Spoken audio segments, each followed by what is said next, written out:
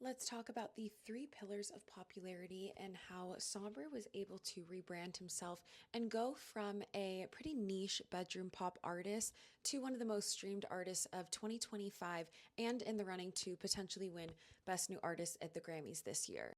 Plus, at the end, I'm going to give my suggestion for one thing he could do to really push him over the edge to potentially win that Best New Artist. For those of you new here, hi, I'm Kokomoko. I made a career off accurately predicting rising stars and trends right before they break big. I have a playlist on Spotify where I update it every single Friday with artists and songs that I think are about to break mainstream. Let me know who I should add to the playlist tomorrow. And I have a show at Spotify where I film it in their theater, interviewing these artists, and you can find it on YouTube and Spotify. Before Somber leaned into the three pillars of popularity, which I'll explain what those are in a second, he essentially was kind of this like niche bedroom pop artist with his song Caroline, but there really wasn't anything about him that had that like sticky marketing factor, even though he's obviously very talented. So let's talk about the sticky factor. The first pillar of popularity is branding. Now, I always say branding is just a fancy word for repetition. You have to find something that makes you stand out and do it over and over again. For Somber, it's this black and white aesthetic. You can see where he's leaning into it in his Instagram photos and his artwork, and he starts sneaking in a little bit of red, even the red nail polish here before he has her dress and his album cover in red.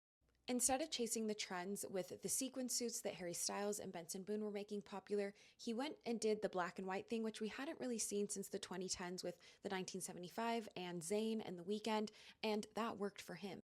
The second pillar of popularity is social proof. I talked about this in my last video about Tu Hollis if you want to go back and watch that. But he essentially did this. I'm assuming it's his team. I'm not sure. Don't quote me.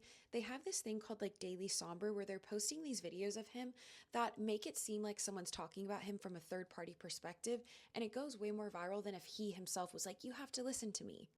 A lot of music artist teams will run these fan accounts as a way to manufacture that social proof, and it works almost every single time. And the last pillar of popularity is circumstance. This is something that you can't really control. When UMG pulled their music off TikTok last year, it gave a lot of Warner artists this kind of breakthrough moment that we see now a lot of momentum still with these Warner artists because of that. Somber is signed to Warner and they are in the good faith of TikTok's algorithm right now, so their songs are being pushed like crazy.